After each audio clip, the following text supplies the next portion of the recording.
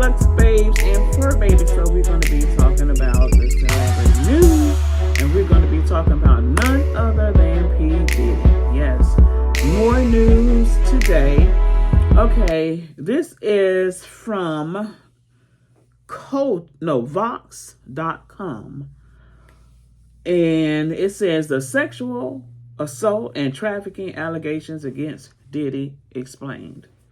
Okay, the accusations are part of a larger reckoning in music, one that some say is long overdue. I'll say, because it's been going on since the 90s. Okay, especially in the 1990s and 2000s, Diddy was a figure of enormous power, not just in hip-hop, but in the business and entertainment worlds right large.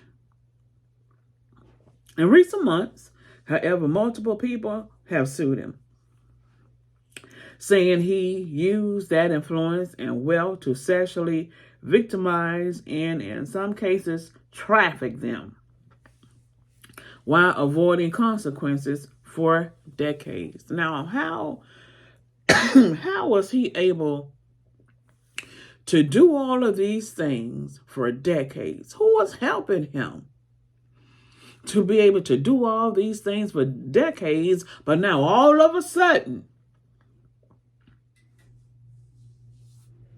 oh, hell breaks loose. Who is it? Who is the machine and machines behind P. Diddy that allowed him to do all of this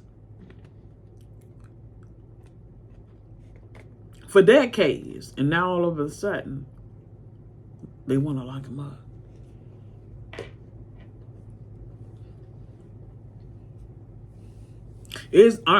Aren't they considered an accessory because they set themselves up there and watched him do it all for decades? That's just like we're getting that PP loan and then wanting to arrest people, talking about they weren't qualified. But guess what?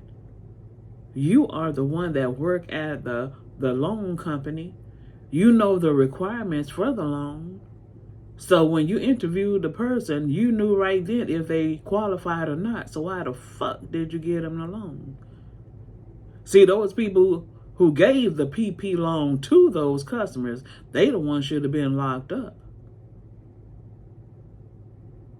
What y'all think? I think so.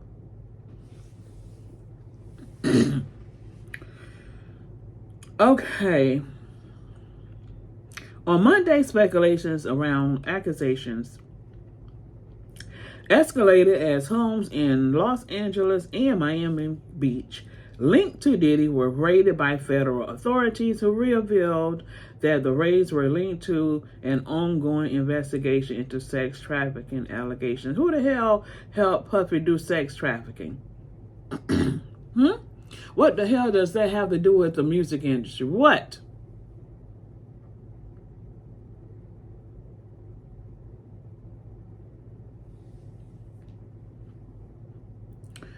Those allegations first came to light in a series of recent lawsuits, several of which include brutal and disturbing details. Plaintiffs state that Diddy, whose birth name is Sean Combs, and who has also publicly gone by Puff Daddy, Puffy, and Love, raped them, and in some cases trafficked them by coercing them to engage in sex with other men. Okay. Together, the cases have redirected public attention toward long-standing allegations of violence against Combs, leading some brands to cut ties with him and Hulu to scrap his upcoming reality show. That's awful. The first suit filed in November 2023 by the singer Cassie, who dated Combs and was signed to his label, alleged that he urged her to have sex with male sex workers, while he filmed and that he later raped her. Okay. In another complaint,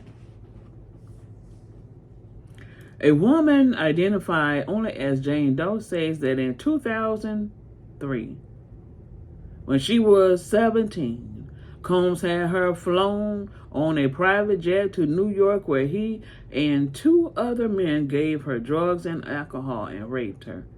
Okay, you a child. Where in the heck was your parents? In a suit filed in February, music producer Rodney Jones Jr. says that Combs grabbed his genitals without consent and forced him to solicit sex workers and perform sex acts to the pleasure of Mr. Combs. This is damn disgusting. Combs has denied the allegations, saying in a December statement, I did not do any of the awful things being alleged. I will fight for my name, my family, and for the truth. After the February suit, a lawyer for Combs called Jones nothing more than a liar who filed a $30 million lawsuit shamelessly looking for an undeserved payday. The cases have captured the public attention in part because Combs was such an influential executive and gatekeeper in music industry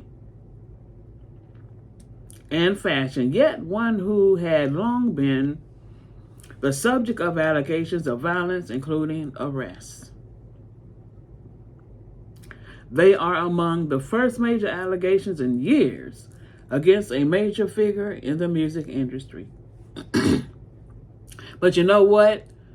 They're coming after Puffy now. First it was Michael, then it was R. Kelly, now it's Puffy, then it's going to be the rest of them. Because you got Oprah, you got L.A. Reid, you got Gail, you got a lot of them. Clive Davis. Okay.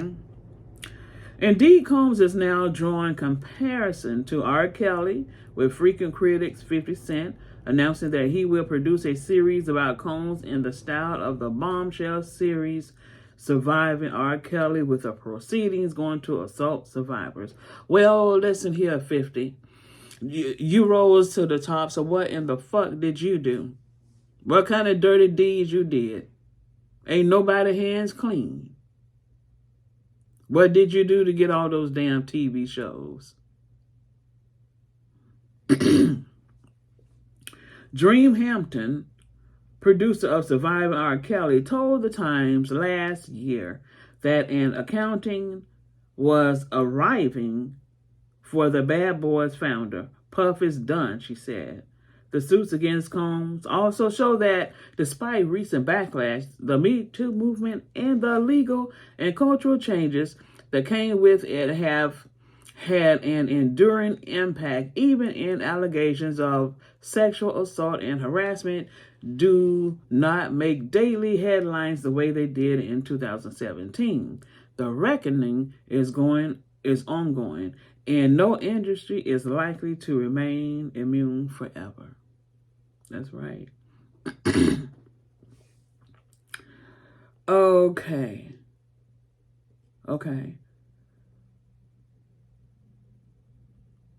It goes on to say, Diddy built an empire across multiple businesses. Combs is a producer rapper who rose to an influential figure across music, media, and fashion. I wonder, did Puffy use those businesses to front as something else? Okay? Because they're talking about sex trafficking, drugs, and guns. He started Bad Boys Records in New York in 1993 when he was in his early 20s, and soon signed Notorious B.I.G., whose 2 albums helped define New York hip-hop in that era. Bad Boy grew into multi-million-dollar business, and Combs produced iconic 90s acts from Jodie C. to Mary J. Blige. Oh yeah, she in some mess too with him. When Biggie was killed in 1997, Combs released a Grammy-winning tribute, I'll Be Missing You, which helped inaugurate a commercial boom in hip-hop that lasted until the end of the 90s, according to Michael Spatcher of The New Yorker. Combs was one of the first to blend the worlds of hip-hop, business, and luxury. His fashion label, Sean John, founded in 1998, became known for high-end menswear. He promoted brands of vodka and tequila and hosted exclusive white parties. Y'all, everybody, whoever attended those white parties, y'all behind us on those tapes. Yeah. Okay. In the Hamptons, with guests like Martha Stewart, though no longer as central a figure as he was in the 90s, Combs remains a rich, well-connected celebrity within a span of weeks last fall. He helped a joint album release and birthday party attended by stars such as Naomi and Janet Jackson, Naomi Campbell that is, performed for a sold-out crowd in London and appeared at the homecoming celebration for his alma mater, Howard University, where he made a surprise $1 million donation. Okay, so we know all about Cassie, so we're not going to go through all of that. Okay, so he has how many lawsuits total here? At least 4 lawsuits. Okay, so thank y'all for tuning in. Y'all please like, share, subscribe, and please